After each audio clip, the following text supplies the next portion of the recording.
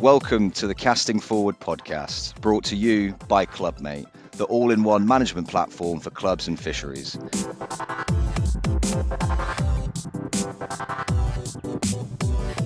We'll be talking all things fish and fishing with new guests every episode from the world of angling, including fishery managers to some of the best anglers in the country, finding out what they're up to, advice for your fishery, and thoughts on the future of the sport.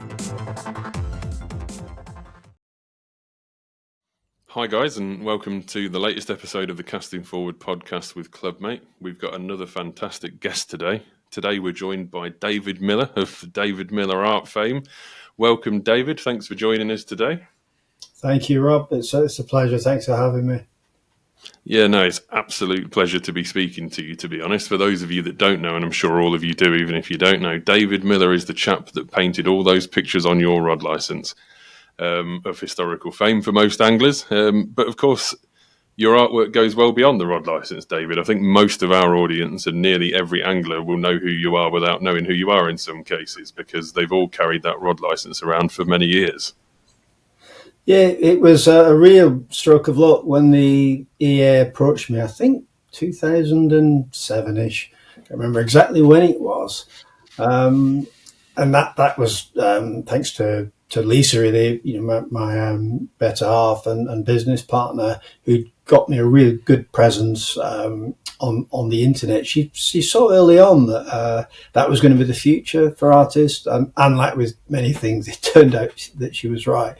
So the EA were looking for an artist, decided to do this credit card, and to be honest, the guy was he Steve, a nice guy, but he basically said, "We've approached you because we couldn't really find anyone else." So he said, "We were looking online." That made you feel great. Yeah, well, I wasn't bothered. He said that, yeah, we looked online, and you were you basically the only artist that kept coming back. And I remember being really nervous because you're putting it out there. Obviously, it's going out to everybody. It goes without saying that's going to have a card in the wallet is going to be an angler. But to be honest, it tied in with what I do anyway as an artist, what I've always done. I've been obsessed with fish to start with, but then always been a stickler for detail. So it's just been my bread and butter for years, on top of a lifetime as an obsessive angler has been photographing the fish and get to know them. So I didn't really need to have any worries on that count. But I'm one of life's warriors. Took it serious, and the response to the first one, it absolutely astonished me. I think we arrived together. Again, it's going back almost 20 years, and I think we said it's got to be perch for the first one.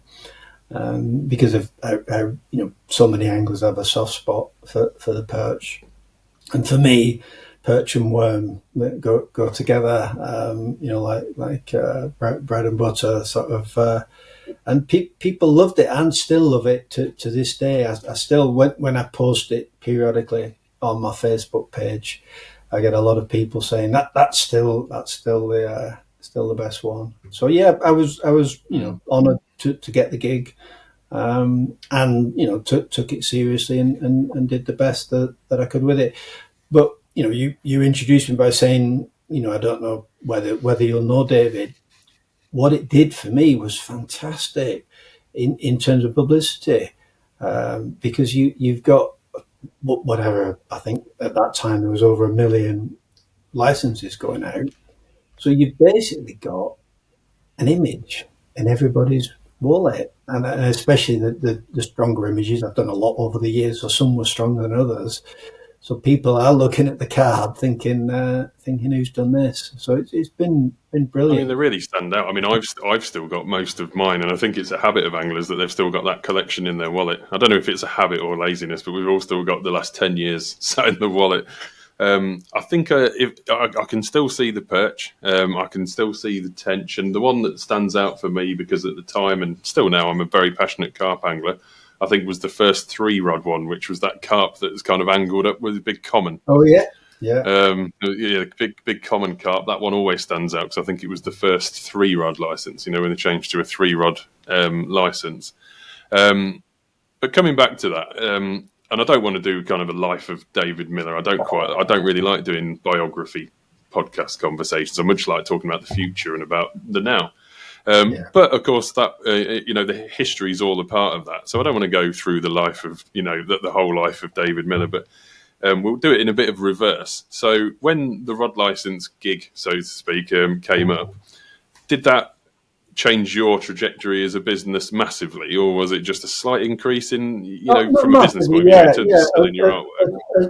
A slight increase, and it coincided with when we'd started on Facebook. So there was a bit of synchronicity, really, in that I was already starting to reach a larger audience. Social media was just starting to get rolling. But it definitely helps. And the other thing, there's a lot of artists out there, and the mere fact that I've been given the gig, I don't know, it helps people to take you seriously. It's in the same way I had a book published. That's a long time ago now as well, and it was a similar way to having a book published.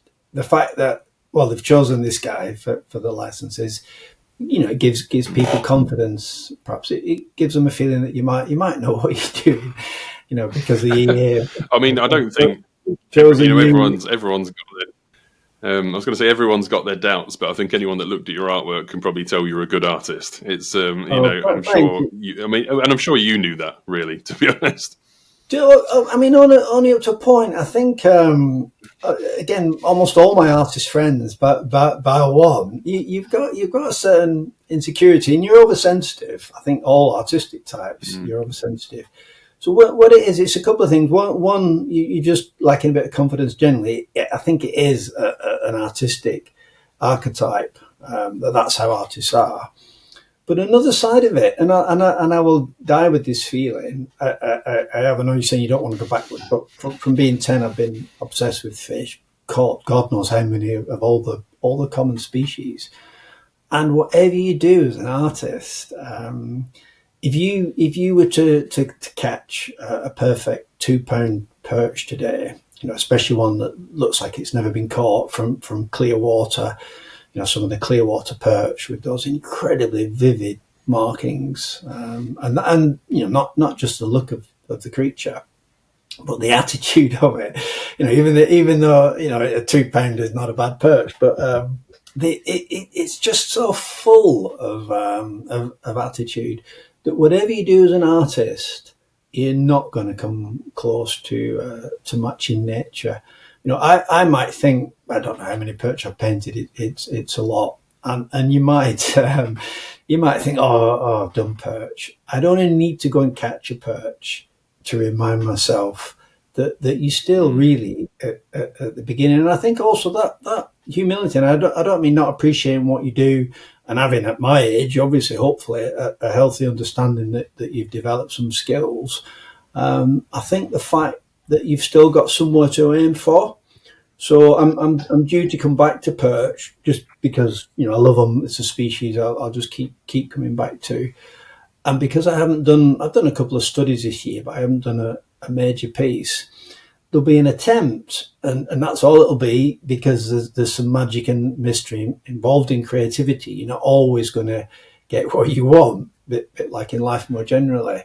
But I'll be coming at it. I've got a couple of compositions, and I won't bother doing another perch if I'm not trying to do better than I've done before.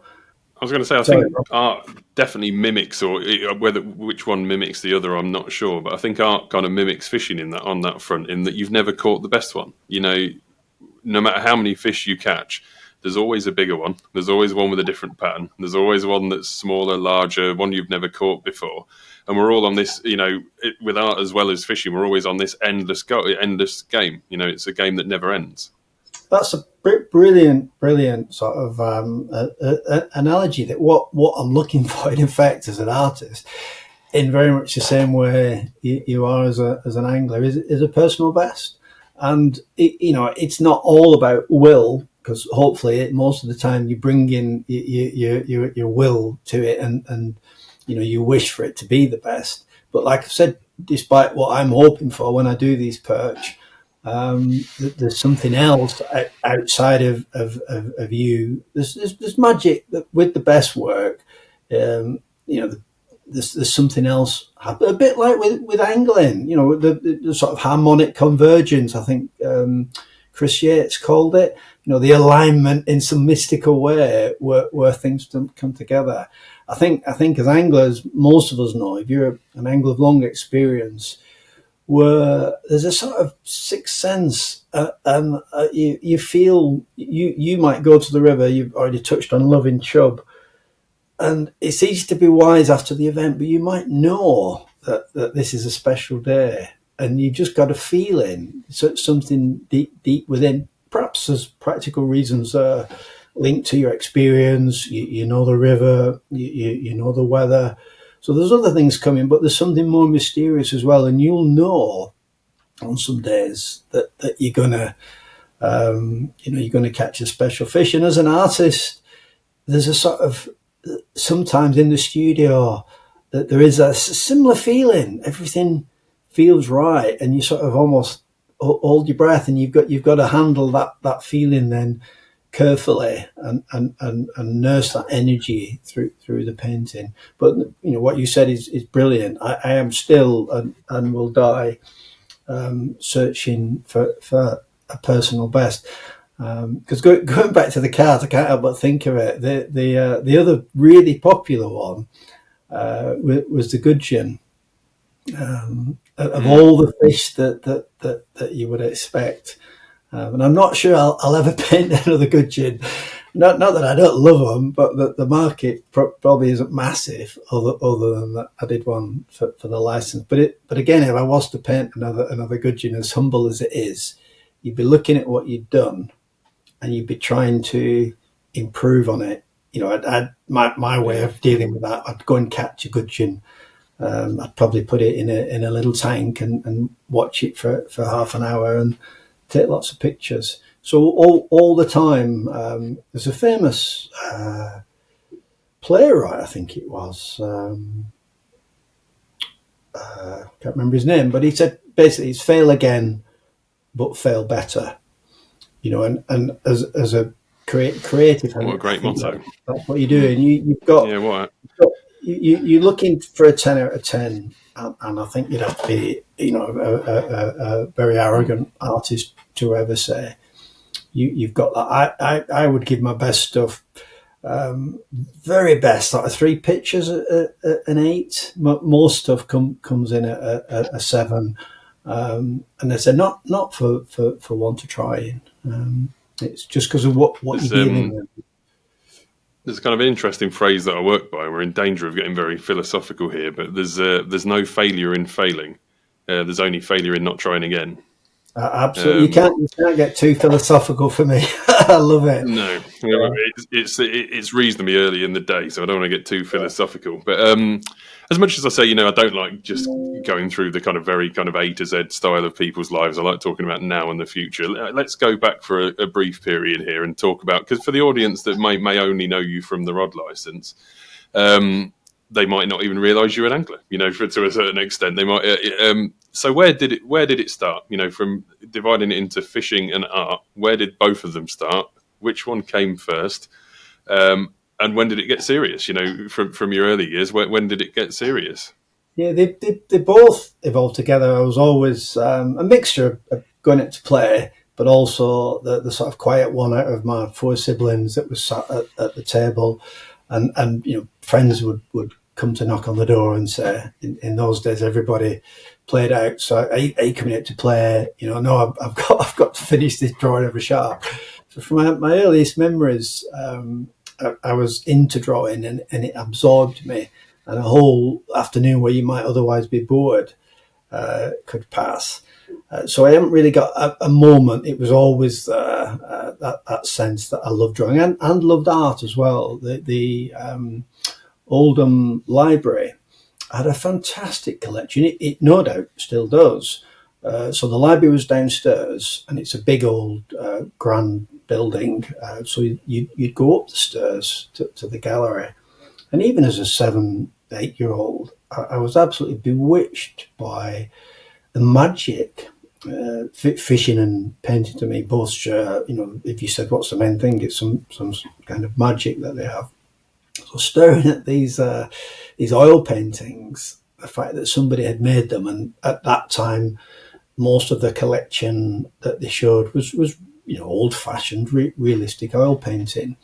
We've got a reproduction called the Girl in the Wood by an artist called Alan Beaton. We've got it in our bedroom, and it's a portrait of a young woman stood in a wood. Incredibly realistic, an incredible presence of this woman, and it transfixed, it bewitched me. And from as long as I remember, I wanted some of that. Well, I felt there was a sort of power in it in terms of what the artist had done and how it engaged me. But with angling, I tell the same origin story so often, only because it's true. Oldham had a couple of lakes in the park, in Oldham Park, Alexandra Park, and at that time, again, it's what everybody did when you were 10 years old. We got some of the little cane handle nets from the local shop. Went off to the lake to catch sticklebacks. You know, they got an older child there who's done it before and he's pointing the way. It was like, I can still now, I ended up, everyone else, my brothers, friends I was with, all wandered off. They got bored. They got half a dozen sticklebacks in the jar. I could not leave it alone. It's like, that hunting instinct, which I think all anglers have. I wanted more. I ended up getting sunburn on my cast because I was lying down, leaning over with the net. And it took a bit of skill. You had to wait. Even the stickleback, we were putting little bits of bread in the net, and I caught. You remind me of a story that from my own youth as well. I remember getting sunburnt. It's the sunburn part that got me. I remember getting sunburnt so badly one day because I went to the beach with a friend of mine. And we were crab lining in the rock pools, crawling over the rock pools, trying to catch crabs out of these little rock pools. And I think we were out in the sun for about 14 hours with no t-shirts on. And I remember getting so badly burned, I had to go to the hospital. That's all another level. I couldn't. I remember I couldn't lay down for about a fortnight. I had to sleep sat straight up because I was that badly burned. But you get so mesmerised, a bit like your sticklebacks. You get so mesmerised. It wasn't about catching crabs; it was about that environment. And if you get the sticklebacks in a jar, it's like staring at another world. It's like staring at an alien species, and that you're studying this other world. You've nailed it more poetically than I did, and that has been a big part of it for me. The fact that in this unpromising, average sort of looking bit of water, there's suddenly magic, and that you've got treasure in there. Those sticklebacks, the exquisite little creatures, and obviously in the jar. And I just wanted more. And then not long after that, my grandparents at the time had a little dairy farm on the sort of last bit of the rural fringes of Oldham, when there was still some fields left on the edge of the town. And there was a pond. It was on the old mine works, and it is amongst the children anyway. It was reputed to be bottomless, and it was it was deep for a little pond. And we were told by our grandparents and parents, we used to spend many weekends on the farm, not to go to the pond. It was dangerous. So obviously, as 10-year-olds, what are you going to do? There was a hedgerow that off you went. So off we go, and we'd do what boys do. We'd paddle, we'd push someone in, we'd thrash the water with sticks, and then an angling club had control of the water. So you'd occasionally see an angler who'd mostly tell us to bugger off.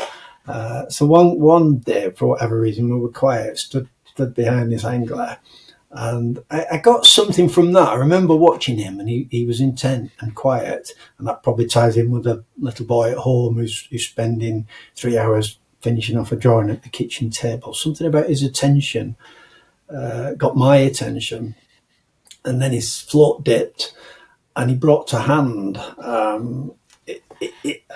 roach, a very ordinary roach. In one sense, but for me, already, not long after the stickerback thing, it was like pouring petrol on a fire.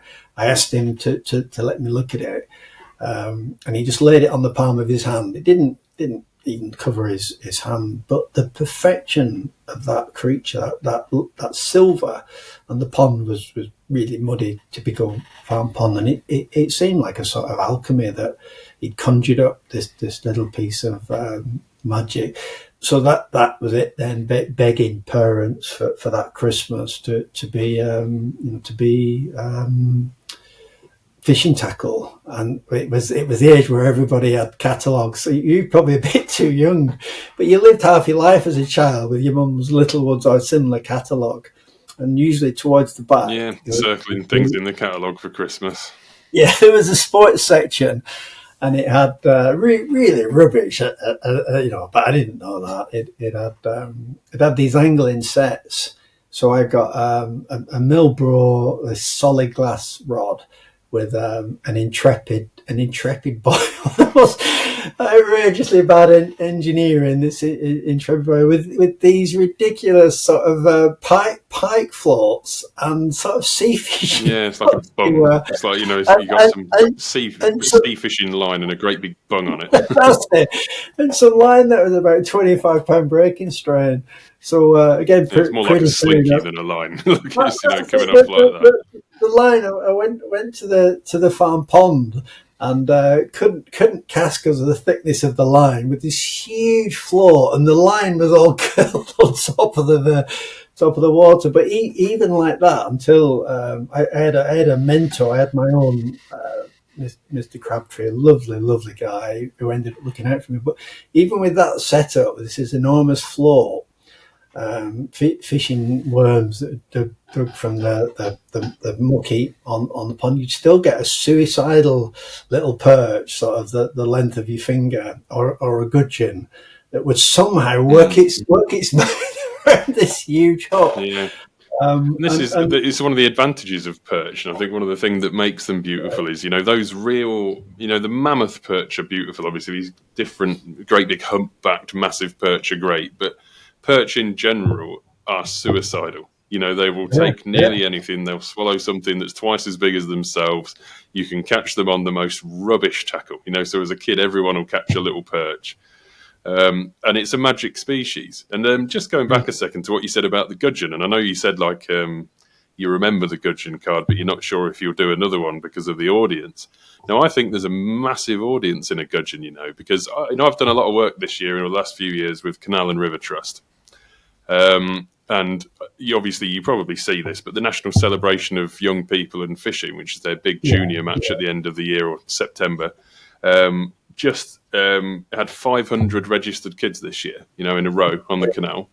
And the most magical part about that event is that they all try and catch a gudgeon because they get a mug. They get a gudgeon mug. Oh, I didn't know about that. Yeah, you should have a conversation. Well, we'll have to have a chat with John Ellis at some point because, and the reason they do it is because it's the everyman fish. Everyone can catch a little gudgeon, and every kid gets rewarded for catching their first gudgeon. And despite the fact that there are winners and there are prizes and everything else, the only thing every single kid on that match talks about is the gudgeon. And one of the reasons is, when you talk about that rod license card, and I know it was one of the really popular ones, despite the fact that, it's not carp and it's not tension or anything like that, it evokes feeling because everyone can remember being a kid and catching a gudgeon. So it's not about being the biggest carp and it's not about being the most prize money. It evokes feelings because that picture isn't about being a gudgeon, it's about you being a kid. So when you look at a picture of a gudgeon, you're actually feeling yourself as a child. And I think that's the kind of evocative part of like the gudgeon and the little perch and things like that, is it's more about you being a child than it being a gudgeon. You've expressed it perfectly. Again, I lost in my own world in all sorts of ways, like we all are. So when I painted the Gudgeon, it was my choice. I think we'd been back and forth, and they'd been deciding as much as myself as what we're doing. I think whichever year that was, he said, "What would you really like to do?" So I said, probably told the same story I've told you. It would have to be, if I had to do one speech, it would have to be a Gudgeon. I said, in terms of where I am now and what started it all, catching tiny perch in Gudgeon, the only fish suicidal enough to sort of deal with your clumsy methods. So I did this Gudgeon, and there were two things. One, I was thinking, will anybody else respond? Again, that seems so outrageously ignorant, but that's where I was. And the other, I'd been doing the rod licenses sort of A3 in size. I don't know whether most people know. It's roughly, I think, 12 by 16 inches. Again, most people won't be in inches by now. But it's not a big painting. And I've been selling all the originals almost straight off the easel. Often someone would put the name on before they finish them. And I think at that time I was selling the original artwork for £1,600. Again, to a lot of anglers, if you're not into art, that might sound a lot of money. It's not a lot for what people pay for original art. But I thought, like I said, two things. One, will anybody like this Gudgeon? And two, I'm not sure I'm going to sell a Gudgeon original for 1,600. And when I first posted that Gudgeon picture, by the time, quite often it's just a time and you post something and then it's cup of tea time. So you go off and make a cuppa. And I came back and it was like going, in terms of how my post do on Facebook, it was going viral in terms of, wow, a Gudgeon, this is fantastic. And exactly what you've said, you nailed it. You basically, it's all about feelings. And it was just going bonkers. And not only that, a guy who collects a lot of my work, a lovely guy, and another guy, that you'd get on with, another obsessive angler. He'd messaged me and said, I can't believe I'm doing this, because he'd already bought a couple of rod license pieces, so he knew how much it would be. He said, I'm going to have the Gudgeon. And he's bought all sorts of work, of all sorts of species. He's a guy who, he can afford to fish around the world, fishes for the big game stuff. And if you ask him, he'll tell you that his favourite out of all the artwork that he's bought of mine over the years is the Gudgeon. So what you said, it's really funny, because I wouldn't doubt that at all. It doesn't surprise me one bit that would probably sell quicker than every one you'd ever done. I was ignorant. If you'd have said to me where it had gone with angling, I thought I misjudged it really, in terms of thinking a lot of anglers, younger anglers perhaps, are starting just with carp, or they're into the big fish scene. I didn't think about it for a minute. If you'd given it any amount of thought, at the age that I am, and obviously a lot of other anglers out there similar age and older, almost everyone of my age they've done exactly the same as me. Some of them have even said, I had that Milbro rod, I got the same set. And certainly I had the Intrepid Black Prince, and the same. I had a year or 2 years of just catching sticklebacks, minnows, Gudgeon, and little perch. So there is, it's called, the brotherhood of angling, and again, that's been one of the wonders of social media for me. You get a lot of encouragement, or I get a lot of encouragement with the work, but you also get shared experience. And you use the word evocative, and that's probably the biggest sort of positive of being an artist is you're not doing it explicitly to evoke emotion. You're following your own feelings and doing what you respond to, but then as a byproduct, you will evoke feelings. And with perch especially, I think still out of all that I do, you'll get people sometimes almost overwhelmed by an image. The most expensive perch painting I've sold was, it was above £5,000, and that's a lot of money for me. The point I'm making isn't about how much I'm selling work for; it's that the guy who bought it, he said I couldn't help myself. I wasn't ever going to spend that money.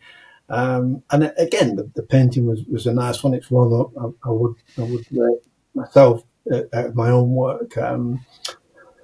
He said I couldn't help it. I had once I saw that picture, but it ties in with what you were saying. The reason he had to have it was because of how evocative it was. He was a guy in his 70s, and he said, I'll look at that every day, and it's just taking me back to that innocent time and that joy, and that as we touched on before we started the podcast, that sense of connection with the natural world, which to me, however real the world that we've created is, in all sorts of ways, it doesn't feel real. Whereas, if you go and sit by a pond, especially at this time of year, and watch the light changing, smell the mud, every fish, it's something Chris Yates has written about.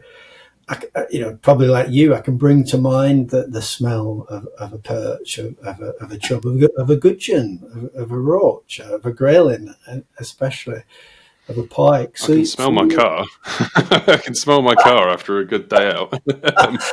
Yeah, and that'll last and some so time. can the other half. It's connecting you with you're something right. really deep and profound. And even if an angler who lives and breathes fishing doesn't, you're like me, you're a thinker. I think we've both said perhaps to some extent an overthinker, but that also does it asks you, you're asking questions about what it's all about, and I think fishing does connect us with a deep and ancient part of our psyche that a lot of modern life doesn't give us the opportunity to do.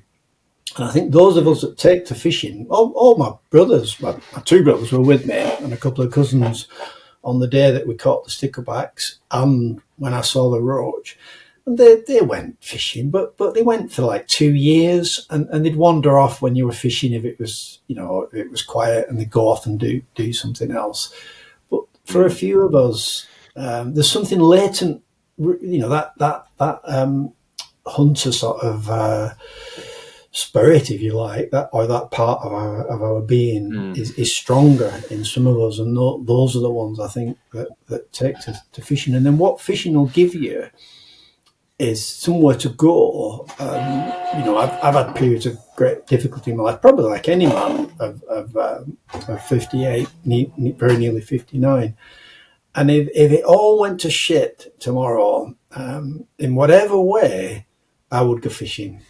Because that little boy, that little excited 11-year-old, is still there. And even there's so much magic to fishing. Yeah, it's magic on every level. And like one of the things I was going to say, and like I don't mean this literally, but good anglers, the best anglers, if you are a successful angler, it's because you're listening to nature. I don't mean literally listen, but listen with your eyes, listen with your nose, listen with your ears. You're listening to nature and learning from nature. And obviously what you're doing is trying to capture nature. You're listening to all of those things, one fish or the environment that you're in, and then trying to capture that and put that on a canvas.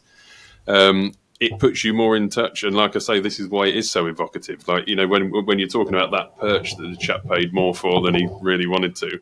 Well, he got in trouble with his wife. He got in real trouble.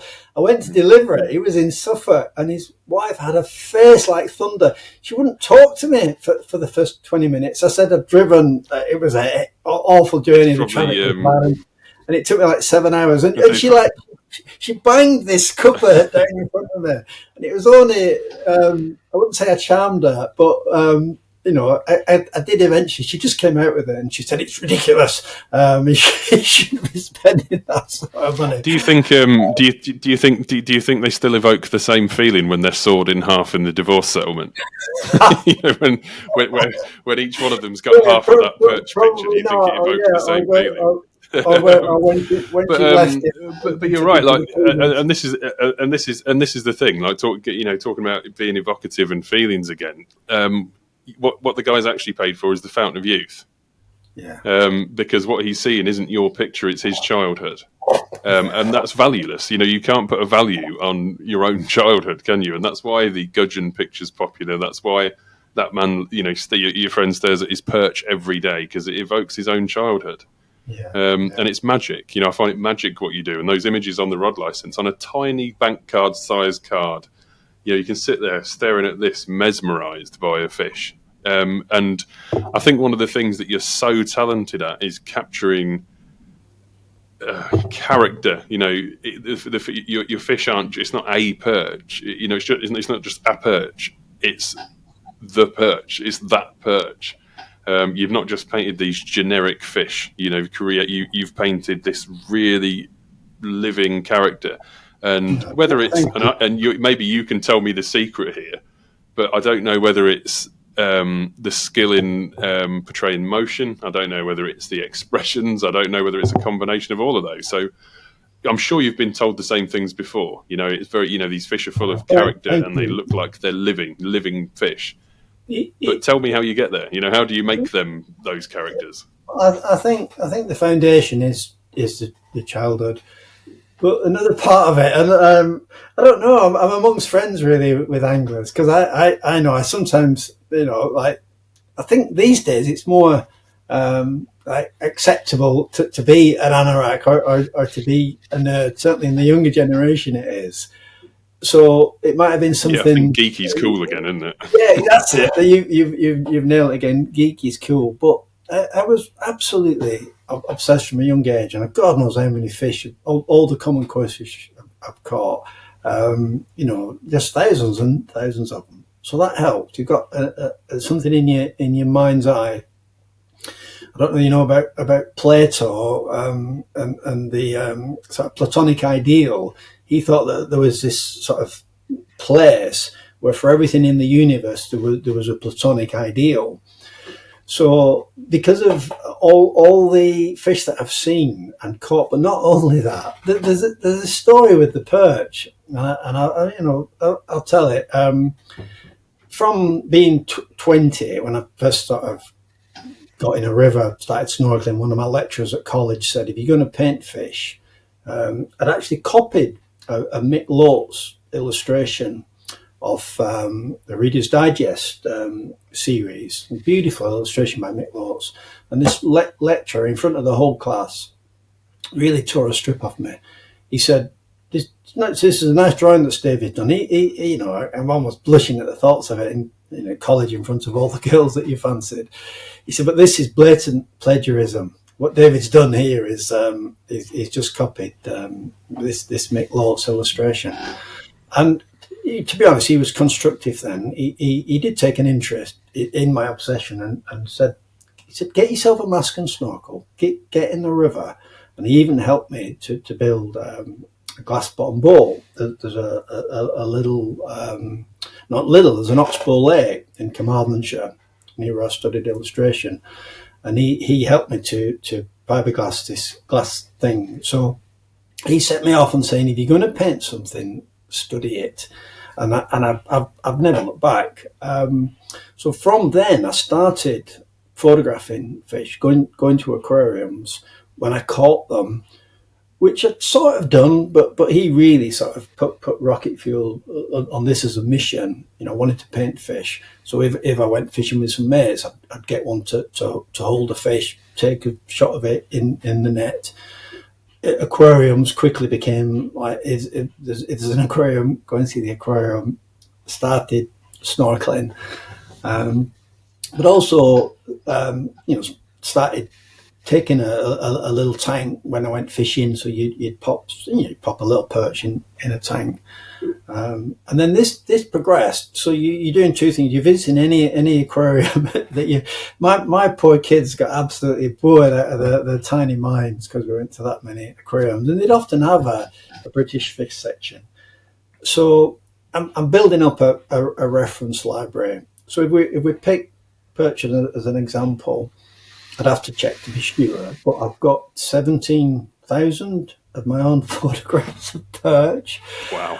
and it's sort of not finished yet. But not only that, in a way that almost nobody else would understand. I quite often see some perch in a lake, and they'd look a bit ugly. They'd look like groupers, or I'd catch a perch and put it in a tank briefly. And I wasn't satisfied. I had this sort of platonic ideal of what I thought a perch should look like. That's wrong. But what I was looking for in terms of a really handsome, well proportioned perch. So it's not that many years ago. I've been searching. We moved here 8 years ago, and we've got a little. It was called a summer house when we bought the house. So I said to Lisa, because we'd never owned a house, because until Facebook and Lisa really managing the business, we were the starving artists. So we only got our first home that we owned when I was 50. So I said that summer house is now the aquarium. So I got this huge tank installed in the corner of this room, and got started getting species to study it. And I've already got lots of pictures. I'm already painting all the common species, and I got some perch off Andrew I mentioned from A Fisheries. This is a guy who's netting fisheries in the winter. So I went to Gloucestershire and I brought these perch back, and they were ugly. They looked like groupers. If you caught it, you wouldn't have thought that. Like I say, I'm going into a realm where most people won't think in the same level of I do. And I did a couple of paintings from this perch, and eventually went in a friend's garden pond. I'm not getting the value from them. So I rang around, and I can't remember the guy's name. He runs a fish farm. I think it's in the Midlands. So if he's watching this, apologies for not remembering your name. And I said to him, I'm not happy with the perch reference I've got, because I found that he was like Andrew. He's somebody who went around in the winter.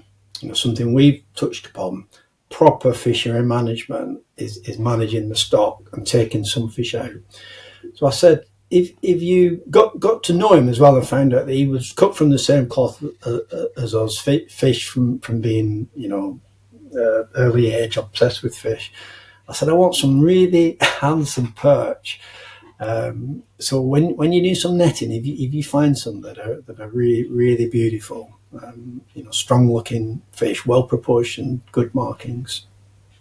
So not long after, he said, I've got your perch, and he was excited. He said, these, and he knew my work as well. He said, these are fantastic.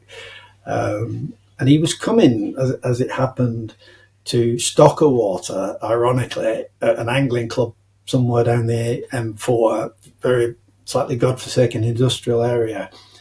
And they'd asked for a lot more fish. All the anglers were mourning, they weren't catching enough fish. So amongst the fish he was stocking, so he gave me these three perch, brought them home, and they were absolutely. So this is part of the story you did ask. So that's basically 20 years of searching for the perfect perch.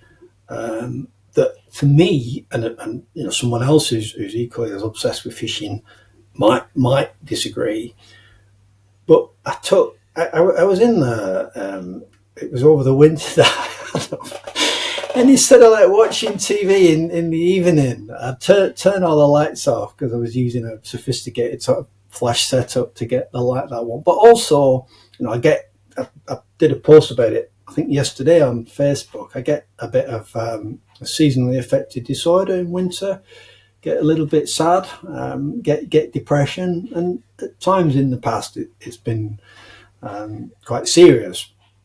Touch wood, I kept away from the worst of it. But sitting in this summer room with these perch, watching them, but also photographing them. So I got, God knows how many photographs. When you said, going back to your question about the character, with almost every fish I draw, in fact, now I think it's fair to say every species, if I want to do a perch, I'm not doing a generic perch. I will start the drawing. I might use multiple reference sources for light, for scales. But the actual drawing, almost like doing a portrait. If you were doing a portrait of somebody, you're not going to think what do people look like. You're going to think what does Rob look like, and you're going to draw Rob. Yeah. I mean, you're not So drawing a stick man, are you? You're like, you're drawing the character of someone. and this is where it comes from. It's a level of obsession, but I would argue there's far worse things to be obsessed with. But not only that, part of the whole drive is a feeling of wanting to do these fish justice and really thinking that's not it. That's not it. I've not nailed it. And like I say, not on many of my paintings, I'd say that's an 8 out of 10. And trying to push like you'll be doing. If you've caught an £8 chub, you want a £9 chub, and it's going right back to what you said. So if every species now, which I paint regularly, I've done the work in all sorts of ways, aquariums, and I've met many a perch in gravel pits and lakes. I've got lots of pictures of them, and spent a lot of time with them. That's really the foundation of the emotional side of it, tied in with my youthful obsession. It's being in the world, because we haven't, I know from our experience we could talk all day. That has been, you've used the word magic. Well, for me, to get in lakes like Bosherston and some of the clear chalk pits that I've been in and gravel pits, it's been like swimming back into my childhood imagination. So all the stuff from Fishing with Mr. Crabtree, his wonderful cartoon strips and the wonderful chapter headings in those books that he did of these. There's one I can bring to mind now. I could draw you the position of the shoal of perch. There's this perch in a sort of circle with some minnows, which I copied again and again. So it existed in my mind's eye for years. And bear in mind, I'm fishing in Oldham, so a lot of our waters were post-industrial canals, farm ponds, reservoirs. They're not crystal clear, but I was imagining all the time, blessed with, probably again the perfect marriage. The little boy's doing all the drawing and who's loving the paintings. His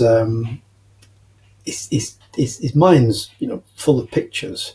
So when I was fishing, even if I'm fishing a farm pond that's the colour of drinking chocolate, I would be imagining, like, there was the smaller lily, not really a lily, the Potamogeton, I think it is, the smaller pond, and when that twitched, I'd be picturing it all in my mind. So you're going from. I mean, that's the angler's feeling, isn't it? Seeing the reeds move. If you see the reeds, if you see the reeds move, you're picturing this carp or a tench or whatever it is swimming through the reeds.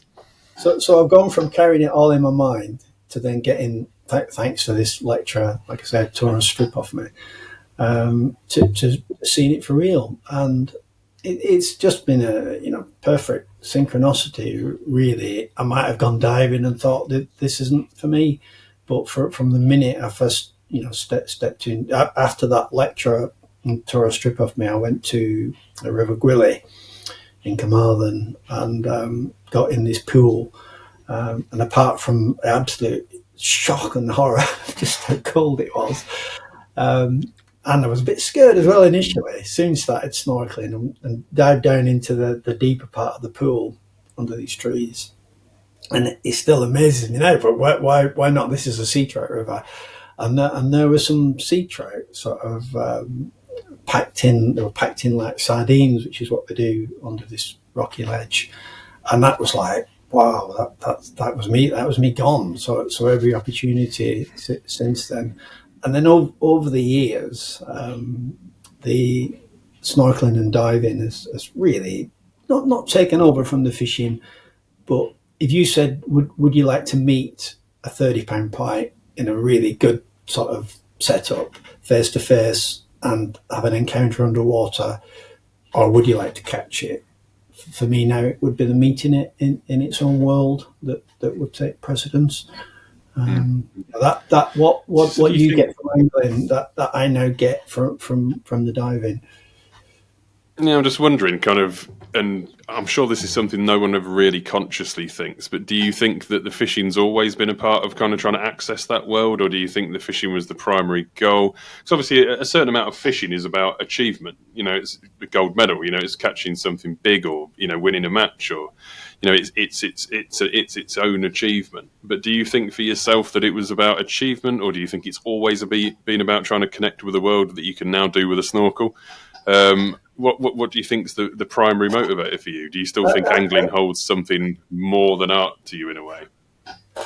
I think both. What you've said about achievement, because all of us, when you're young, you can't help it. In fact, you find a rare man who isn't competitive. I was never into match angling, but if you're out with a mate and he's caught 3 good fish and you've caught none, you're not going to like it, are you? So there's definitely a sense of achievement, but definitely what you've said in a way that I don't think I could ever begin to explain. Probably good that it's got some mystery.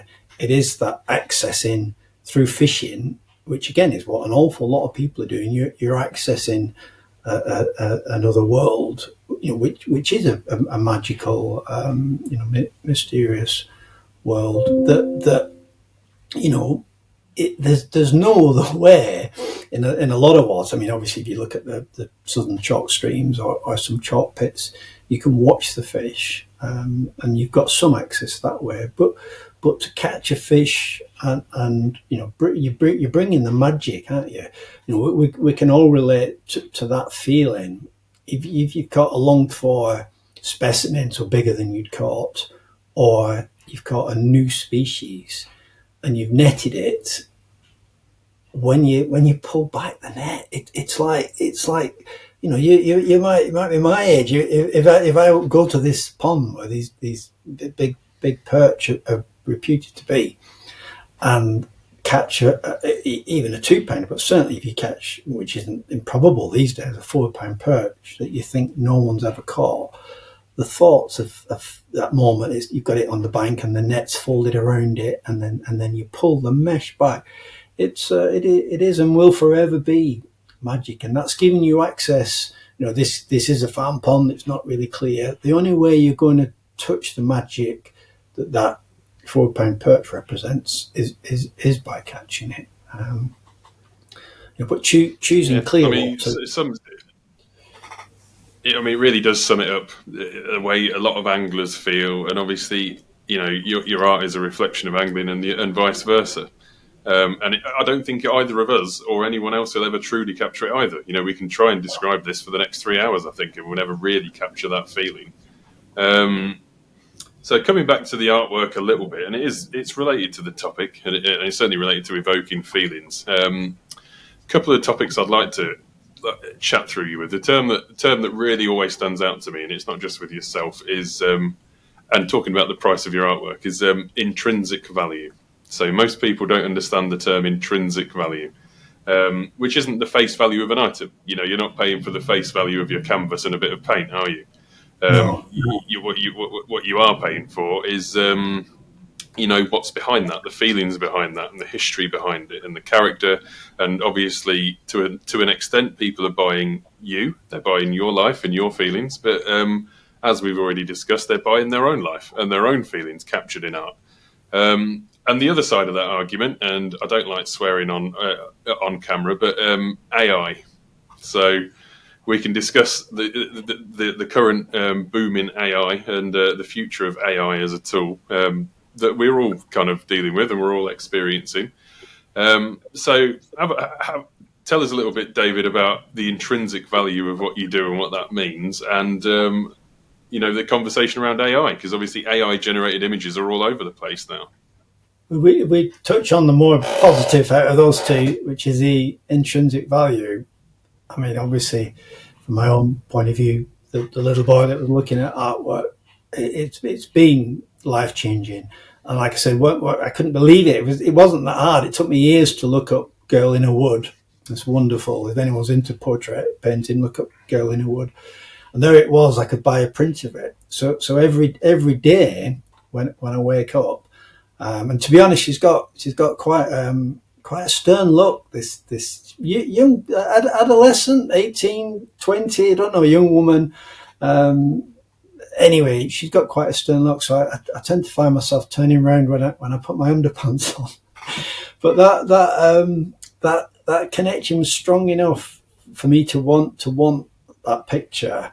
And the intrinsic value of that for me is it's almost beyond measure.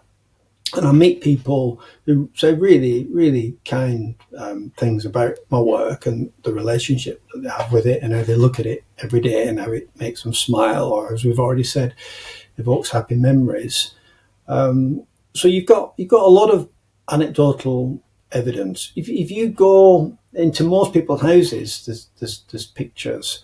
And in our own case, when I used to be doing, before Facebook meant that, thankfully I can stay at home and sell work from home, I was doing a lot of shows all around the country, showing in galleries in Scotland, in North Yorkshire, in London, all around the country.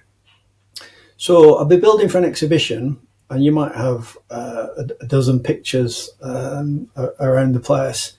If you take those pictures down, and I don't mean because they're mine, I just mean the window on the world that art gives you. So you've got a connection with someone else's imagination, and you've got a connection with your own, as you've said. You're bringing your own feelings to it. So when we were showing, and frequently would take all the artwork down because it's going off to a show, the room would die 1,000 deaths to just have bare walls. But recently, only last week, I haven't tracked it down yet. Been a bit busy with one thing and another. There was a new report where they've taken the latest brain scanning technology and analysis of all your physiology. They've taken it to people in art galleries. And the key finding out of this is how literally how art is good for people. So there isn't a single measure. I mean, like I say, this was probably not even 5 minutes on the radio, and I do seriously need to track down more detail.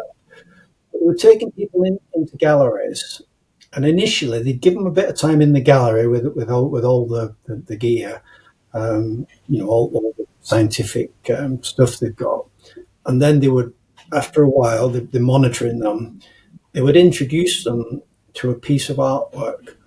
And there was a cascade, and I'm assuming it goes without saying to me that they'd have made sure that you're showing somebody who likes realism, some realistic work, or you like impressionists, you're showing an impressionist, or it might be someone, I'm sure they've made the link that let's show this subject of the test. Gudgeon. it was David Miller Gudgeon.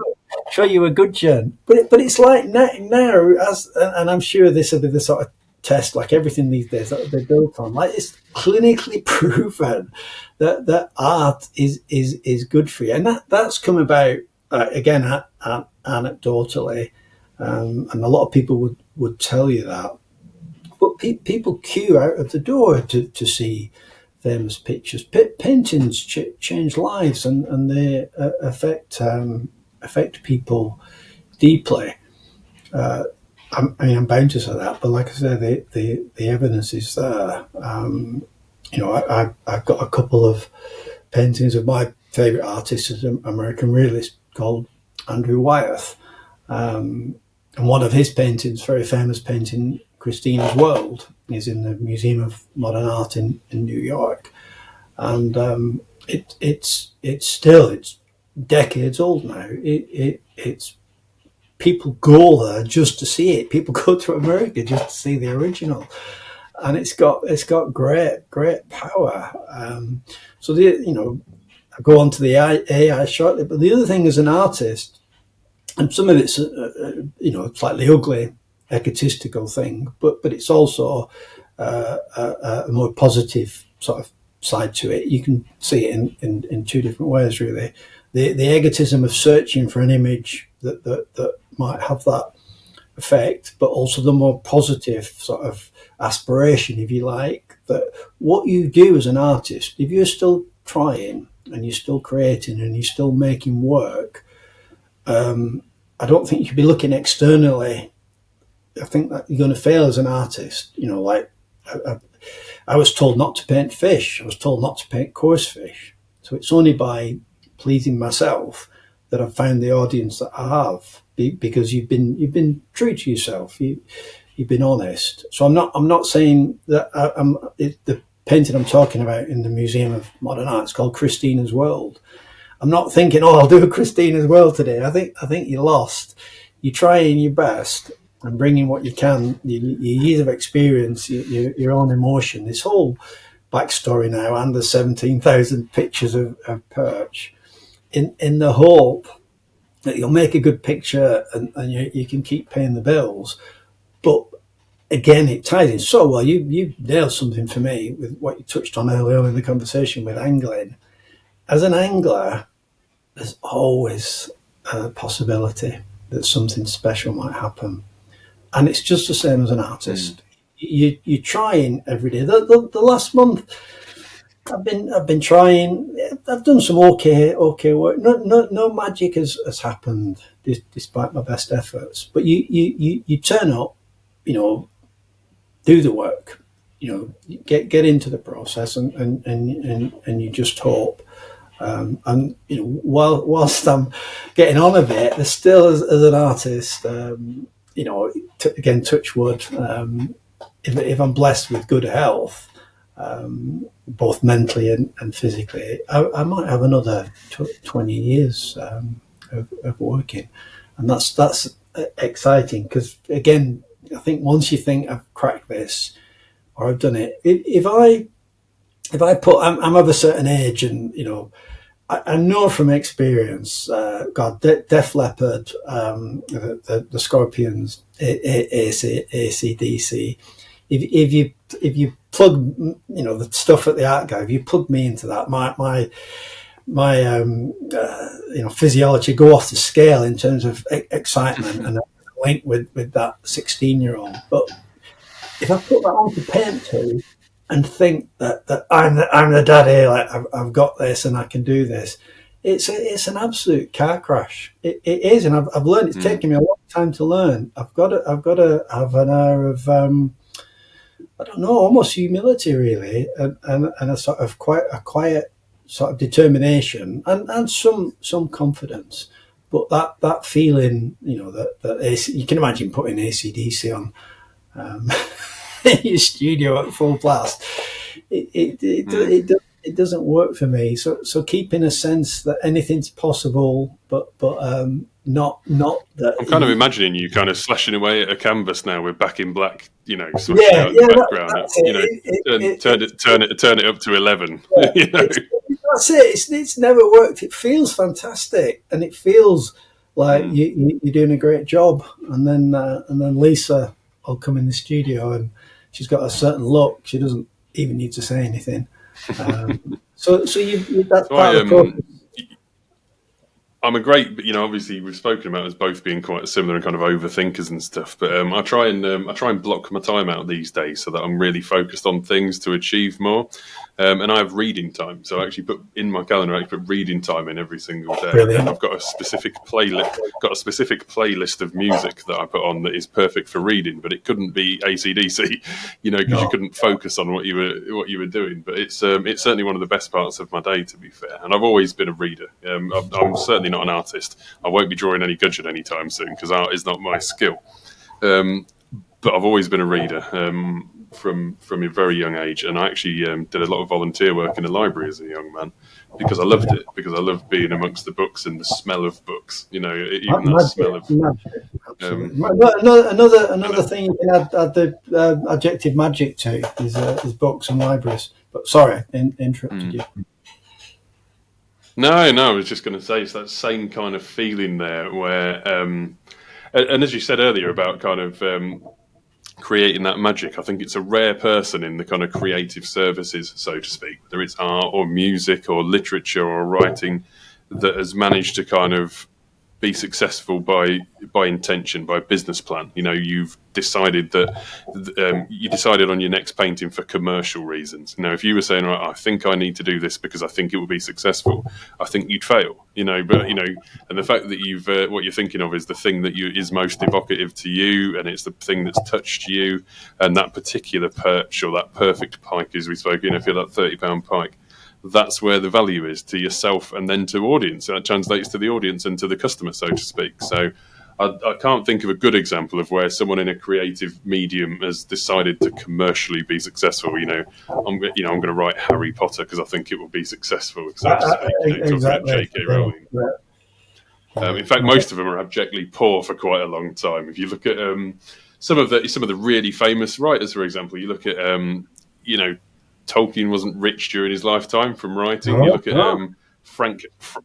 Frank Herbert. I'm a massive fan of the Dune saga. It's one of the best series of books ever written.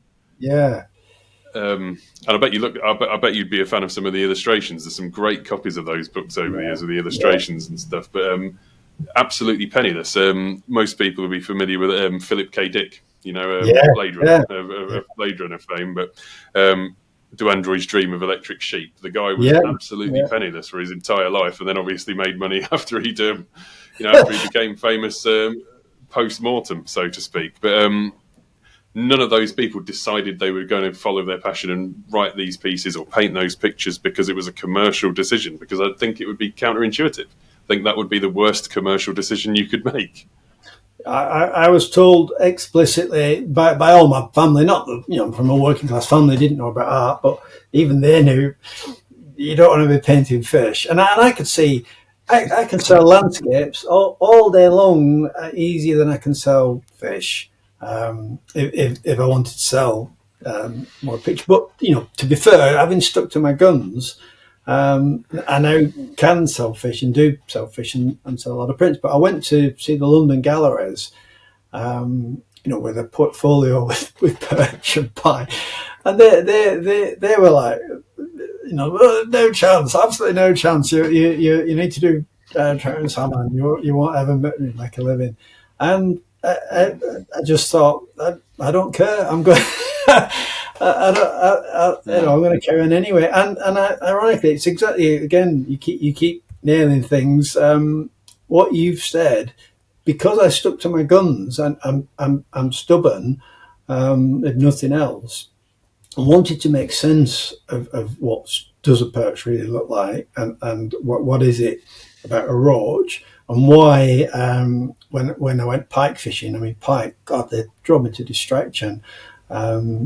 You know, I wanted to explore all of that, even if I didn't quite understand why.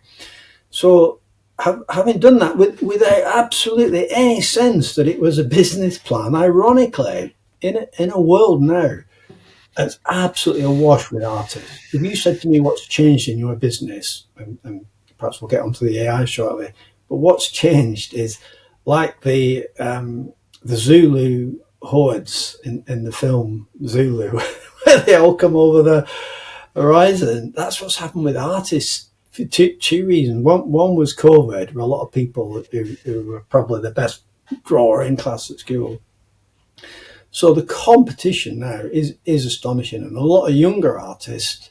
I've had Lisa as an ally who's put me sort of ahead of the game in terms of we need Facebook, we need a website. You need to manage it all for the social media age. But if I hadn't done coarse fish, which is still a significant part of our print sales, but also with the sea fish. Here's another example. We moved to Wales.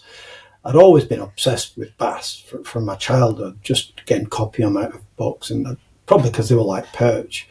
So we moved to Wales 20 odd years ago.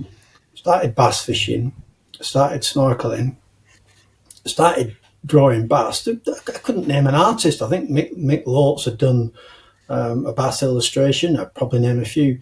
Nobody that I knew was painting bass. Not with any sense that I'll make a killing. Nobody's painting bass. Just going bass fishing, and straight away on the reefs down here, you get in with a mask and snorkel. if you go the sort of places I go, you're going to see a bass. The kids were on the beach with Lisa, and I set off down the edge of this kelp, and I remember sticking my head up. I was only snorkeling, not scuba, and I said, "Bass!" That's just like a bass right there. So then you want to paint it. About 10 years ago, this is tying in with what you've said about the artist, trying to please himself. I couldn't quite get the reference I wanted of the bass. I was struggling, and chartered boats once or twice, and straight away when you're on a boat, you catch more fish. You can get to where the water's clear. You can go to where the wind direction's been right. And anyways, a lot of advantages to photographing fish when you're on a boat. So I said to Lisa, we need. I'm going to have to buy a rib, and a bit like the guy's wife who bought the painting. I got what they say in Wales. I got pictures, no sound.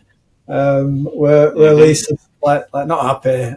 We're nowhere. We got money for a rib, and I remember having a fire sale on early days of Facebook, but still had a following, and said I need a boat. I got some old artwork out, took some offers, and bought this little old Zodiac, and then went out and hammered it again, searching for something to do with the bass, and then it quickly became apparent that mackerel were a big part of it in terms of what was exciting me. So I've made all these pictures, sometimes almost literally coming back in.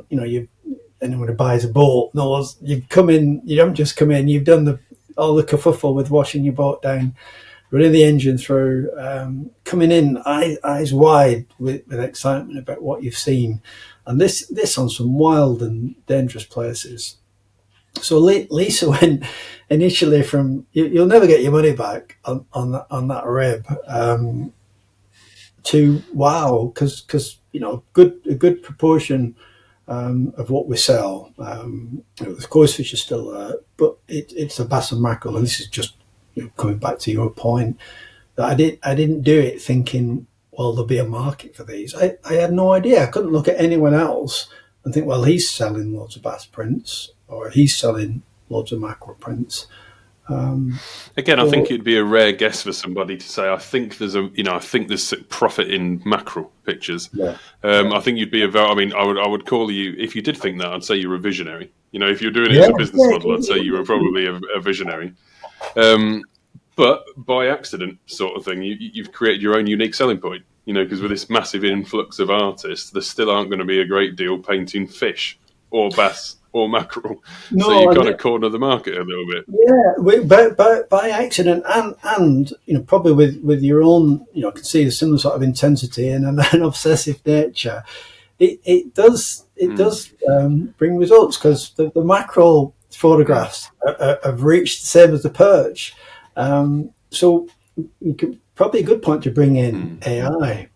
I've seen some truly horrendous things. From a guy who's been looking at images for 50 years, horrendous things, cartoony, Disney, whatever you want to call them. But in the last 6 months, the exponential growth in that, I'm wanting to paint bluefin, again, not thinking I could bring that into it, actually. Not a bit. I don't know. I think my wife might say I'm simple in some ways, but she'd mean it in a nice way. So if we talk about the bluefin with regards to the AI and what we've already been talking about, I've seen quite a few bluefin over the last couple of years, and I've been collecting reference. So I got some of my own photographs, went out to Donegal with Neil Stephen and a couple of other mates, tuna fishing, and got incredible views of them leaping out of the water, and even seen them on the sounder, all sort of fired my imagination. So in the way that it is with artists, some friends, I've had some health issues this year, so I've not been able to go out on the boats going offshore, mostly to see the sharks. But anyway, a friend messaged me and said they had this amazing day with the tuna, and sent me a little bit of video. So I had a couple of weeks doing tuna paintings because I was thinking, God, like I've got all my pictures down, visited the folder from Donegal of the tuna that we'd caught, and I jumped in when one or two were by the boat, so I got my own underwater photographs. So a bit like the simpleton with the gudgeon. Posted a tuna picture, and it sold instantly. I think these are only studies. You'll do studies before you work on a large picture. And so far, in the last month or two, I've done 6 tuna pictures, and all of them have sold. It's sold before they dry. But I didn't for a minute think, tiny bit what you're saying, but this is getting onto the eye. I didn't think, oh, I need some money, I'll do a tuna. The video that the friend showed me was like, God, this is astonishing. This is fish on another level. It's like they're like super fish. They're just truly astonishing. I remember Neil Stephen, we just moved into this house, so it's eight years ago, and Neil had been out to Donegal, and he said you have to come and see these fish. He said you've never seen anything like it. So we got out there. The weather was dull and grey, and they're all old hands. The 4 others on the boat, and they were chatting, catching up as well. Not seen each other in a while. So I was left on the boat there in the cabin. I think it might have been drizzling, and I'm watching the way the lures make. You're fishing with a team of teasers. And again, from years of any angler would have known straight away, they've got this regular ripple, and then there's suddenly a massive flat spot. And I was just about to shout tuna.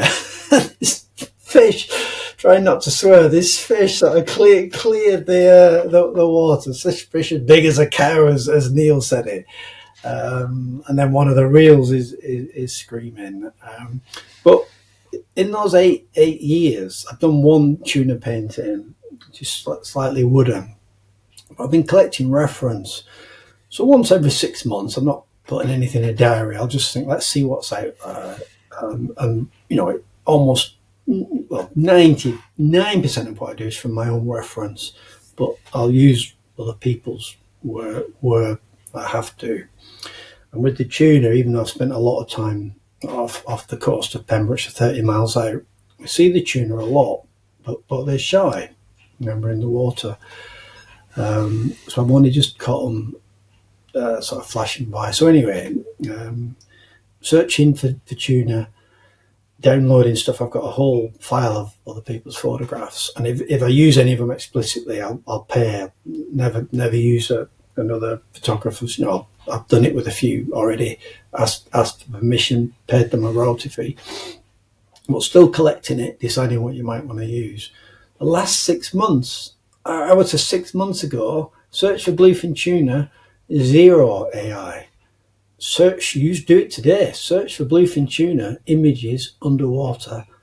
I think a growing proportion is outrageously bad AI. Outrageous. So he said he didn't like swearing on these. I'm struggling to avoid swearing in regards to the tuna, but also to AI. But the one saving grace for me, these machines rely on gobbling up massive amounts of information. So what I've seen of the odd fish like mackerel, and I've seen my first AI bass put a head in hands in the last month, unless they can get access to the sort of photographs that I've got, and there's not a lot of them out there. I've devoted a lot of time to going out photographing bass and mackerel and perch and roach and tench and barbel and everything else. They're not going to get it from me, so I don't think there's a lot for them to go off yet in terms of what they're going to be able to feed in. And unless they could, if I gave them my 17,000 mackerel pictures, then it would be astonishing what AI would do with it. But the reason they're so naff. It's amazing what's out there. Obviously, for people like yourself, I mean, for all of us, I think there's a major question around AI because, of course, working for Clubmate, as we're working in software, AI can do what we can do 10 times faster, but what it lacks is life. And that's obviously probably much more obvious in what you do. You could give an AI 17,000 of your photos, and what we currently have is what's known as generative AI. It generates new content from old content. It would take an approximation of a lot of data and make a new image. But what it can't make is a soul. And I don't mean soul in a very religious sense because I'm not a religious person, but it can't put life into an image. It can't take 17,000 real perch and make another perch. And there's always this kind of, and AI pictures are still very easy to discern at the moment, but every single one of them, the more realistic they get, the more lifeless they look because you've got a clearer picture of how not real it is, and it lacks that exact character that we spoke about earlier.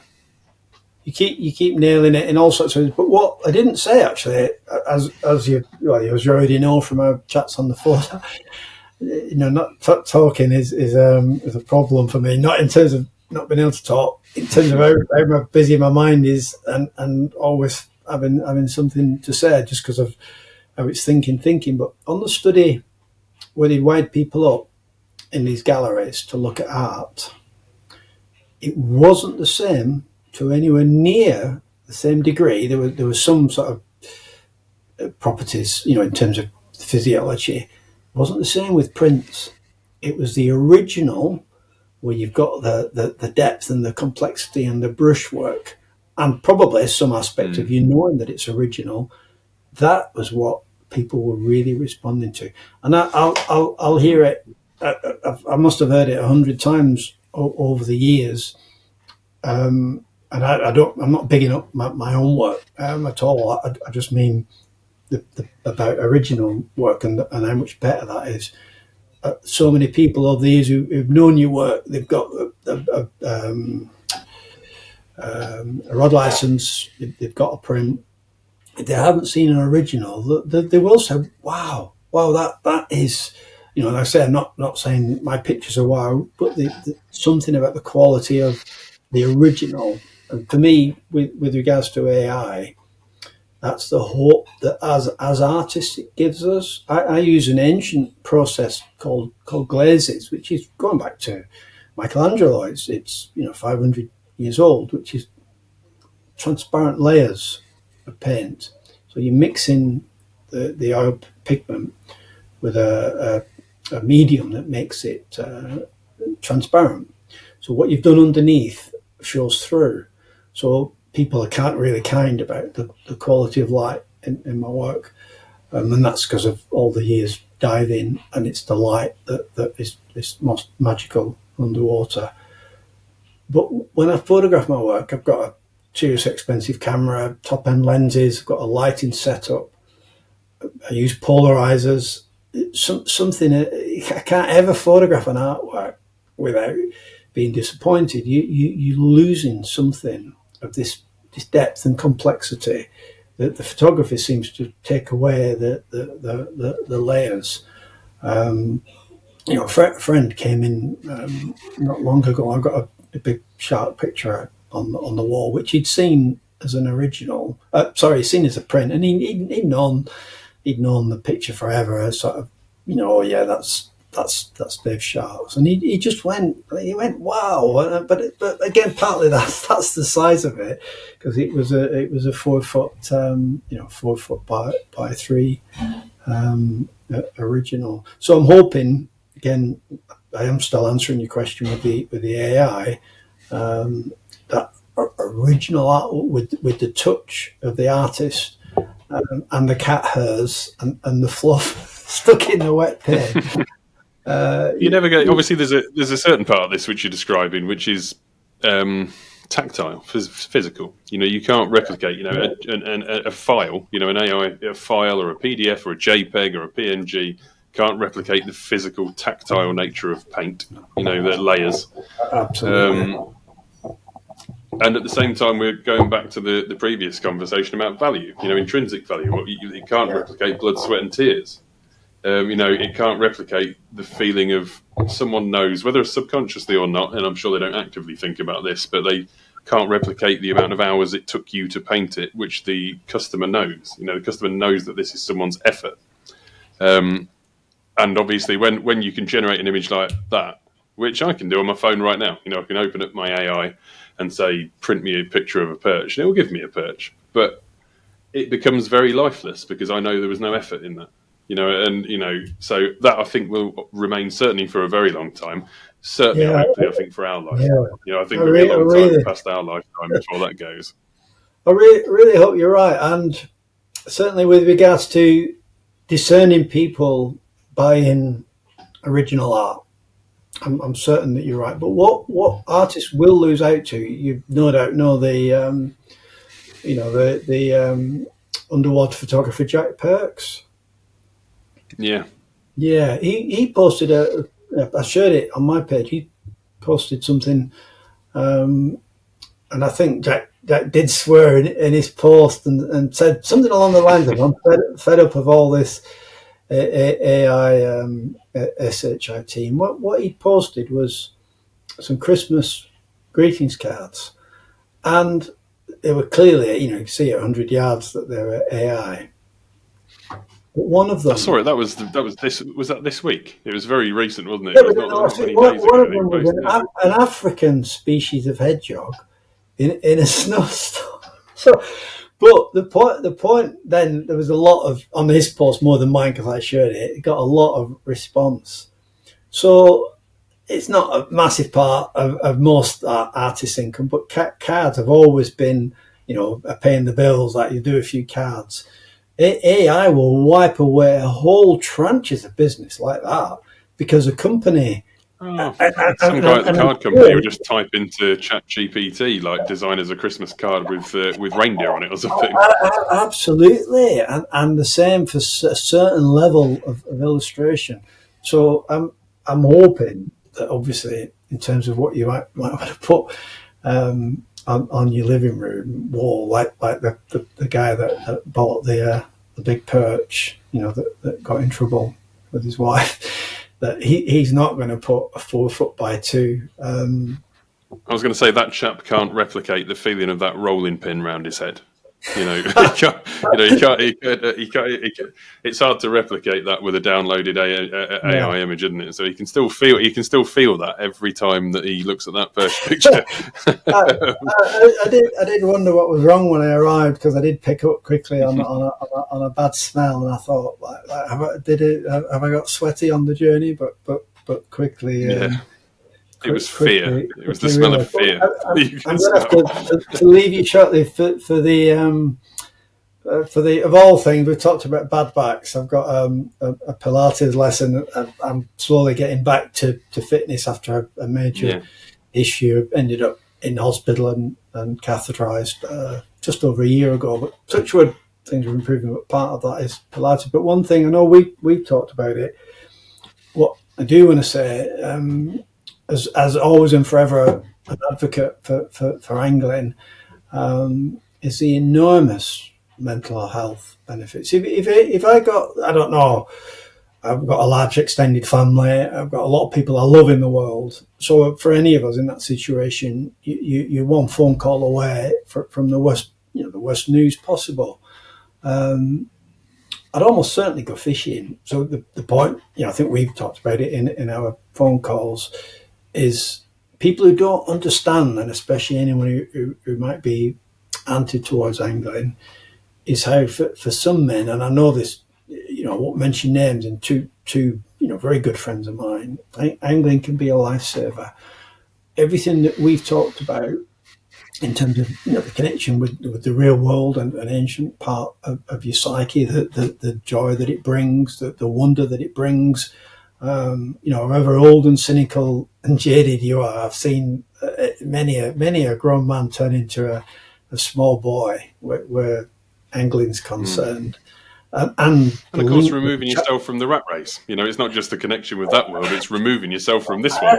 Absolutely, you're connecting with the real world, and you've removed yourself from what. Again, if you want to talk to me again, start another time. Don't get me started on the modern world, and I think in so many ways how we're doing things wrong. But get by your favourite stretch of a beautiful river. Get by your favourite carp pool. Do an overnighter and watch that wonderful, again, which you'll know if you night fish, that imperceptible change in tone of the night sky. And you know that dawn's coming, and you know that it's coming. Nothing's going to stop that. If you're a sea fisherman, the rhythm of the tides connecting with you is something as ancient as the earth. It's kind of metronomic. The rhythm of the tide's kind of metronomically hypnotising. There's magic there. So I'll always and forever, think that angling, and another side of it, obviously with older men. Two of my friends basically crashed and burned in middle aged, and both have said, without angling, they're not sure that they got through the crisis. So it's bringing something to you, whatever your age you are, but youngsters, and the difficulty. I'm a conservationist these days as much as I'm an angler, and some anglers, I don't know why they've got an issue with that. If you want to look after the natural world, like rivers, if you're not conserving your general environment, you haven't got a river to fish in. So to me, a lot of anglers should think more about the bigger picture, which again you touched on, I think, before we started this podcast. We're part of a whole, and especially the environment that applies to. You can't just sort out one aspect. Ecology is a vastly underused word for all of us, but especially for anglers. Ecology is one giant, great big ball. We're all part of an ecology, and that's the fish, the humans, the plant life, the insects, the birds, every single part of it. Everything that we do. Everything I've tried and tried and tried. It's not got any traction. I've got a platform. I can reach tens of thousands of people to talk about what we all do. I don't really still really want to be in the mental health, but briefly, if you're eating cheap chicken, you're part of the problem. The massive issue that's had on impact that's had on our rivers, especially the Wye, because of the growth. We didn't used to eat a fraction of the chicken in my childhood that everybody does now, with all the kebab and chicken joints and processed chicken and everything. And again, I don't want to sort of get onto that, but it is worth thinking about. And you said it before we started recording on this. Anglers, to me, should be looking more holistically at the environment, because in the long term, it's a benefit to all of us if you've got clean rivers, if you've got clean oceans, if the ocean are being managed. But back to the mental health, there's a crisis. Again, it's something we've talked about for reasons we've gotten into with personal experience. There's a crisis with youngsters and mental health. A lot of that, to me, what do I know? I'm a guy who paints fish, but it is a disconnection from the real world. If you're completely ensconced in an artificial world, in screens and phones, and in all that social media and media more generally is giving you, and you never smell the earth, you never watch the sunrise, you never see the stars, you never connect with a really important part of yourself. You don't even know it's there. So programs which you've mentioned, and you probably know the great Charles Jardine, who's doing the Fishing for Schools program. For schools. If people don't care about things, they won't fight to save them. And with regards to fish, apart from eating them, we are the best friends that fish have got, because most people. When I had my book published and showed it to one of my uncles, he said, "There's no recipes in it." that was about his level of disappointed. I think angling can and does give it an awful lot to a I mean, great. broken down to its most simple, making it very simple. Now, obviously, what you're talking about is a great deal of complexity, really big question in the modern world. Waggler fishing. I think this is always sums it up more for me than anything else. I If don't you know get a you've got waggler, waggler fishing, but I'm interested. I've seen, obviously, it's really obvious that young people today, they're in a fast-paced environment. There's a massive rise in things like ADHD, people struggling to concentrate, focus, people struggling with their feelings. If you waggler fish, and this is when you say that angling's great for mental health, nothing sums it up more for me than a kid being absolutely transfixed on a waggler. Yeah. Now, I could say it was a quiver tip or, an alarm or whatever else, but nothing to me more than that waggler at the end of your rod on the lily pads waiting for a tench. Whatever your problems are in the world, when that waggler is sat next to that lily bed, that's the only thing you can think about. The only thing you will see in the whole world is that waggler, and when it starts to slide away. And I don't know why, because I don't waggler fish very often, but that's the one I always imagine when I think about mental health and fishing. And I've seen it with kids. I've coached kids. And their parents would say they can be a nightmare. They never calm down. They're 100 miles an hour. They really struggle with their behaviour. And I've had mums and dads and all kinds of parents come to me and say this is magic, and they're staring at a float. They're just laser focused, and that's all that exists in the world. And you'll know because you'll have done it just like I have. There are days, and on the really tough days of your life, and you've got stress at work and stress with your family and stress at home and stress in your marriage, stress in your job. You go fishing and you forget the whole lot. For that. And for a start, you might sit there overthinking a few things, but when you actually get into the day's fishing for 6, 7, 8 hours or whatever, it's all gone because the only job is to make that float move or the tip go round. Yeah. And I don't know. I think that ever go away. I don't think that will ever go away, which I think we're very fortunate because you can't replicate that with anything else. There's a whole modern movement, and to be honest, I've been part of it in the sense that I nearly crashed in my own midlife. I won't go on about it, but it's just what you're saying about concentration, the waggler. I was struggling with severe anxiety about 12 years ago. It was debilitating. I could barely function, and I got into mindfulness and meditation, and that's all about. If you said what's mindful, it's are you present in the moment? Are you here now in terms of what you're doing, whatever it might be. The classic sort of one with mindfulness, they always say when you're washing the pots, like wash the pots. When you're drinking a cup of tea, drink the cup of tea. And with angling, even if I would say perhaps, I don't know, unless you've struggled like I have and you've gone down that road, and it's within the mental health community now, it's often recommended to look into as a way of focusing on the moment rather than the angst that your mind is bringing to you. You've said it again. You keep doing it through this interview, nailing things. That concentration on that flow, that being in the moment, and it's the same. You've chosen a waggler. When you're lure fishing, if you're into lure fishing, not if you're someone that has 5 minutes with a lure at the end of the day when nothing else has worked. You're with that lure. You're counting it down. You're feeling it, especially with braid these days. That lure is to some extent, an extension of you, and it's connecting you again with the environment. So you live in a naturally. I've said the same. It's not quite the same, but I've said the same with marker rods. When you're using a marker rod for carp fishing, you put braid on, and first time someone that uses a marker rod, they put nylon on, and it's stretchy and all that kind of thing. The first time you use braid for marker fishing, it's like having a new set of eyes.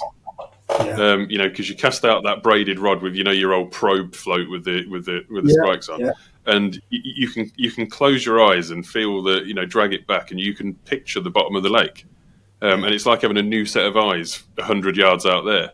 And that same as lure fishing, being in touch with the lure, through that braid and through the vibrations in the handle, and feeling the movement in a jerk bait. You can feel the movement in a jerk bait. Fishing for perch or a bass, and again, if you're an experienced fisherman, I'm fishing for bass through kelp, through thongweed, through all the different seaweeds, bladderwrack, whatever it is, and your lure's being hit all the time by stuff like bounce on a rock. But if you've done enough fishing, when it gets tapped off a fish, it's electric. There's something. How could that ever be? And how could you explain it to someone that doesn't know? But you'll go. I'll tell you what. This is a great example. Again, moving away from the waggler ones, the quiver tip. When you teach someone how to fish with a quiver tip, and they say, because it's always moving. There's weed hitting the line. There's all kinds of things. They go, how do I know when it's a bite? And you say, well, you'll know when it's a bite. Yeah, and I couldn't describe how you'll know it's a bite, but you'll know when it's a bite because it just moves completely differently. We used to fish a river in autumn with tip, and exactly what you're saying, and this is the magic. And this to me, it's tying in with the Neanderthal man who was hunting whatever the Irish elk springs to mind. I saw a picture on recently, whatever it is. You're going to be picking up on all sorts of signals. You're going to be.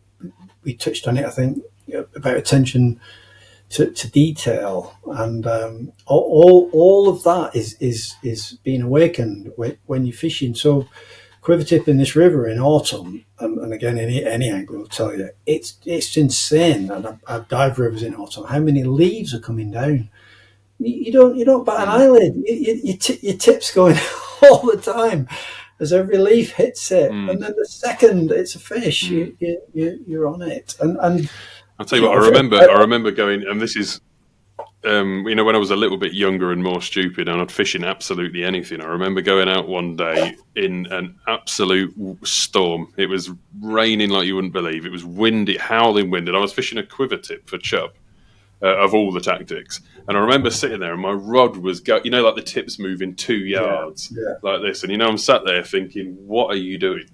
And then it just arced around, and you instantly knew, despite the fact my rod had been moving 2 yards every second like this.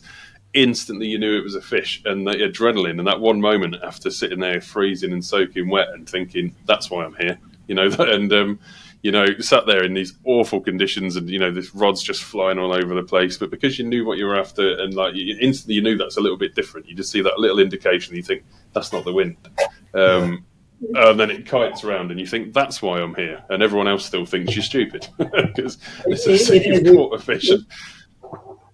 We've used the word, but it's a good one to finish on. It is magic. It really is. And Chris Yates sort of. He's my favourite angling writer. He talks about that sixth sense, but I think it's beyond what science can explain. But there's a lot that science can't explain. Scientists turning up new things all the time, and there is, especially with experience, you know things on a level that's beyond knowing, and you couldn't tell somebody why you know it. It's magic. That's a good place. Good place to finish. One of the best ways I found to get kids fishing was to get them to teach other kids, because you can't describe to yourself how you do something, but if you try and get a kid to show another kid, they have to think about why they're doing things. But we won't go too deeply into that one. I know I'm conscious you've got to get out to your Pilates lesson, but most definitely, I feel like there's a part 2 to this podcast because there's so much we could talk about. And I think we're two people that could talk about fishing in the environment all day long. I think we could do another 7 hours, couldn't we? Yeah, I think so. Probably. Just to round out, having spoken about the rod license, obviously, as most people know, that kind of sadly came to an end. Now that the rod license is an entirely digital product, you buy your rod license online and you receive a confirmation email. But obviously, that's meant the end of any new rod license art. Obviously, David, as you well know, at Clubmate, we're about to start using your artwork on our digital ID cards because we really want to resurrect the emotional, the collective nature and the emotional nature of the rod license artwork. So very shortly we're going to be launching a rebrand of our ID cards to feature David Miller artwork, and we're going to be rolling out a new David Miller piece every year for the rod license. It's a real pleasure to be able to do that. It's a very personal one for me because we all love the artwork, and I think every angler was sad to hear that they wouldn't be getting a new one, a new one every year. So for all of the Clubmate customers and the Clubmate anglers and the clubs watching this podcast, and you may have it already, it might be out by the time you see this podcast, but keep your eye out for David Miller art featured on your new Clubmate ID cards. For anyone watching who's interested in David's artwork and you might not have seen it, we'll put the link in the description below to David's artwork, but you can go to davidmillerart.co.uk to take a look at the pieces, and I'm sure David will love it if you get in touch. I know that you speak quite a lot to a lot of people that are really interested in your artwork, David, but thank you very much for coming. It's been fascinating. I'm really looking forward to speaking to you again. Thanks for having me. It's been a wonderful interview, that, and the insightful questions. I know you seem to really somewhat get there a lot quicker than I have, really, in terms of thinking about a lot of the aspects of what I do, and now there is a sort of marriage really between the creativity and the angling and the similarities they share. But that was a real pleasure, Rob, and thanks for inviting me. Thank you very much for coming, David. It's a real pleasure, and we'll definitely arrange another one sometime soon, and maybe we'll go fish for those tuna. Brilliant. That'd be great. We'll round it out for today, guys. Thank you very much for joining us for another episode of the Casting Forward podcast with Clubmate, and we will see you all next time. Thank you very much. Cheers. Thank you, Rob.